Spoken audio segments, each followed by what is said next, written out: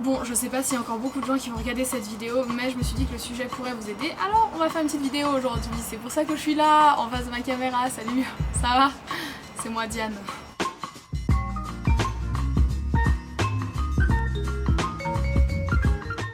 Salut à toutes et à tous, j'espère que vous allez bien. Aujourd'hui, on se retrouve sur ma chaîne de MS Croft. Et non, cette chaîne n'est pas morte. C'est juste que oui, je n'avais pas vraiment le temps, pas vraiment d'inspiration pour faire des vidéos. En gros, enfin, j'ai pas vraiment d'excuses, mais je n'en ai pas fait. La dernière fois que j'ai fait une vidéo, ça date d'environ 6 mois. Mais je me suis dit que ça pourrait être intéressant pour certains d'entre vous de savoir un peu comment organiser son année sabbatique, parce que moi, je vais débuter mon année sabbatique. Donc, pour ceux et celles qui hésitent à prendre une année sabbatique, je me suis dit que ça serait sympa d'avoir 2-3 conseils, un petit guide pratique pour prendre la décision est-ce que je vais prendre une année sabbatique, oui ou non. Donc je vais commencer tout de suite. J'ai fini le collège en juin, donc le gymnase pour certains Suisses et pour nos amis les Français c'est le lycée. J'ai consacré mon été principalement à des jobs d'été et puis j'ai aussi un peu voyagé, mais je pensais vous faire justement une vidéo consacrée à mon été pour que vous sachiez un peu comment est-ce que j'ai fait pour trouver des jobs d'été, comment ça se trouve, comment est-ce que ça s'est déroulé, combien j'ai été payée et ce genre de questions. Si vous avez des questions à me poser par rapport au job d'été, n'hésitez pas à les poser dans les commentaires et je répondrai dans la prochaine vidéo qui sera dédiée justement à ce que j'ai fait cet été.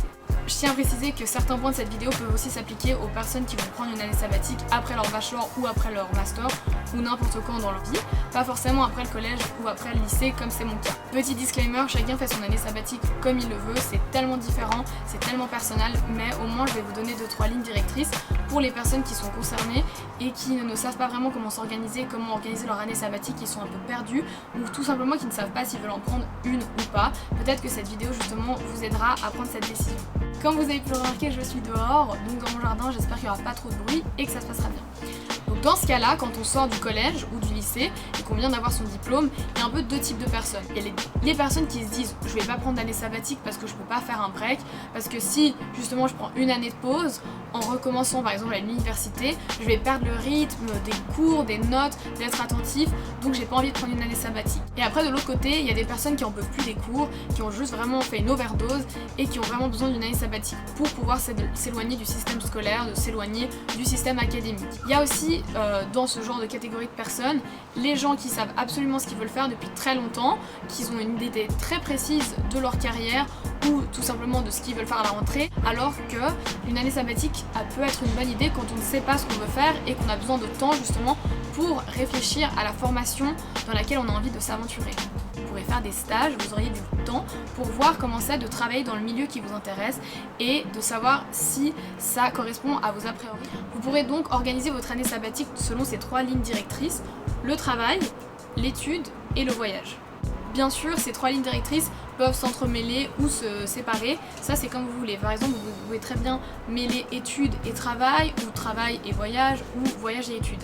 Ce que j'entends par là, c'est par exemple pour le travail, je pense qu'avoir justement une année de libre, c'est l'occasion de pouvoir gagner un peu d'argent de toute façon, si vous voulez voyager par exemple, et aussi d'acquérir de l'expérience professionnelle pour pouvoir étoffer votre CV ou même justement faire des stages, comme j'avais dit tout à l'heure, dans un milieu professionnel qui vous intéresse. En plus d'étoffer votre CV, de gagner de l'argent et de gagner de l'expérience, le travail peut vous permettre de faire plein de rencontres et de parler avec des gens justement qui sont dans un métier qui vous intéresse ou qui ne vous intéresse pas, mais qui peuvent toujours vous donner des conseils qui serviront plus tard dans votre carrière professionnelle. Dans un second temps, je vous conseille de consacrer une partie de votre année sabbatique à l'apprentissage ou aux études pour approfondir une langue que vous avez appris à l'école par exemple, parce qu'on n'apprend pas forcément hyper bien une langue, on sort pas forcément de cours d'allemand genre bilingue. Non, c'est pas mon cas du tout, je sais juste les bases, oups. Donc par exemple j'aurais pu choisir d'approfondir mon allemand dans mon année sabbatique, ce que je vais pas faire, mais bon voilà, j'aurais très bien pu le faire.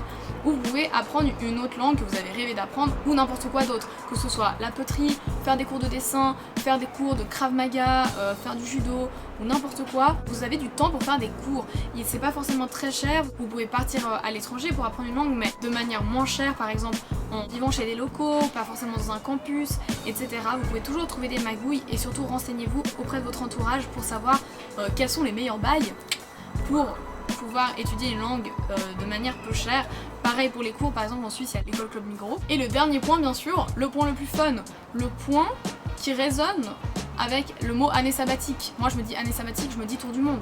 Donc le troisième point c'est, vous l'aurez deviné, le voyage. Justement si vous avez bien suivi mes conseils, que vous avez fait l'étape travail, normalement vous allez gagner de l'argent pour partir. Je pense que le voyage, de n'importe quelle nature qu'il soit, sera bénéfique.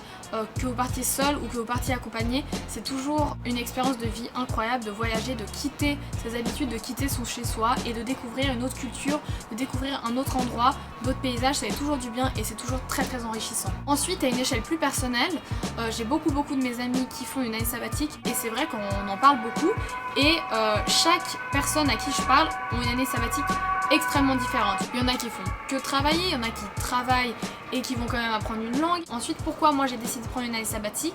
C'est parce que j'ai envie de rentrer dans une école d'art en fait et que je dois rendre mon dossier, mon portfolio en mars et que cette année en mars j'allais débuter mes examens et que concrètement j'avais pas assez de choses à mettre dans mon portfolio pour pouvoir envoyer dans une école d'art. Donc je me suis dit prendre une année sabbatique c'est pour moi l'occasion de faire beaucoup de choses et d'avoir aussi du temps à consacrer à des expériences artistiques pour pouvoir enrichir mon portfolio et pour pouvoir vraiment le remplir et mettre des choses constructives dedans. Et ensuite je me suis dit ok, qu'est-ce que je peux faire dans mon année sabbatique? Et là c'était assez stressant parce que tous mes amis parlaient justement de cette année sabbatique. Il y en avait qui savaient depuis le début ce qu'ils allaient faire, alors que moi je savais juste que je voulais faire mon portfolio et que je voulais passer le Proficiency qui est un examen anglais. Donc je savais juste que je voulais faire ces deux choses dans mon année sabbatique et je me suis dit mais qu'est-ce que je vais faire le reste du temps? Finalement je vais faire un peu justement en 3 temps mon année sabbatique, donc mes conseils ne sortent pas de nulle part parce que je les applique à moi-même. En parallèle de la création de mon portfolio, je vais partir 3 mois en Angleterre justement passer cet examen, le Proficiency. Ensuite, je vais travailler justement pendant 3-4 mois. Je fais la moitié de mon travail, ça sera vraiment pour gagner de l'argent, donc je vais travailler dans un restaurant. Et les 2 autres mois, je vais travailler dans un magazine de mode. Je serai stagiaire dans l'éditorial pour voir comment ça se passe un peu le métier parce que c'est quand même un métier qui m'intéresse. Et dans la dernière partie de mon voyage, normalement, je pars en Asie avec ma meilleure amie parce que c'est un continent où je suis jamais allée. Et on aimerait vraiment faire le tour de ce continent et vu que j'ai pas mal travaillé cet été et que je travaille pas mal aussi le reste de mon année sabbatique, si tout se passe bien, je vais gagner suffisamment d'argent pour pouvoir partir et pour pouvoir acheter les billets d'avion et vivre sur place sans mourir de faim ni dormir dans la rue. Ça c'est tout pour mon année sabbatique, aussi pour celle de mes amis. Si vous avez d'autres questions, n'hésitez pas à me les poser dans vos commentaires, je serai ravie de vous répondre. J'espère que cette vidéo pourra vraiment vous aider, que c'était pas trop le bordel, que c'était pas trop brouillon. Je suis désolée, ça faisait longtemps que j'avais pas parlé devant une caméra, donc j'espère que c'est clair pour tout le monde et surtout que cette vidéo aura pu vous aider parce que prendre une année sabbatique c'est pas une décision à prendre vraiment à la légère en fait. Pour moi c'était quand même une grande décision à prendre parce que c'est quand même une année, c'est long et 12 mois bah il faut bien les remplir, on peut pas passer 12 mois à chiller et à regarder Netflix and chill. J'espère que cette vidéo vous aura plu et je vous dis à très bientôt. Bye.